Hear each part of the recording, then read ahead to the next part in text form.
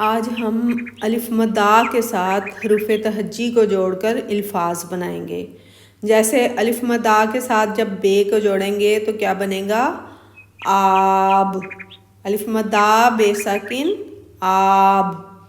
اور الف مدّ کے ساتھ جب پے کو جوڑیں گے تو بنے گا المدّ پے ساکن آپ۔ الف مدّ کے ساتھ جب ہم جیم کو جوڑیں گے تو بنے گا الف مدّ جیم ساکن آج۔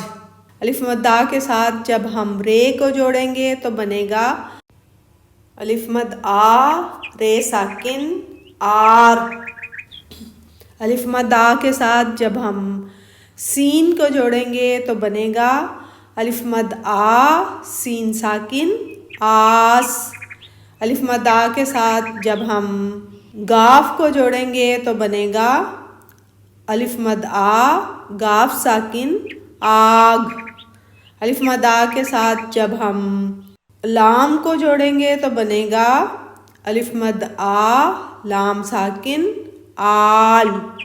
الف مدّ کے ساتھ جب ہم میم کو جوڑیں گے تو بنے گا الف مدّ میم ساکن عام۔ اور الف مدّ کے ساتھ جب ہم نون کو جوڑیں گے تو بنے گا الف مدّ نون ساکن آن۔ اور الف مدّ کے ساتھ جب ہم ہے کو جوڑیں گے تو بنے گا الف مدّ ہے ساکن آہ۔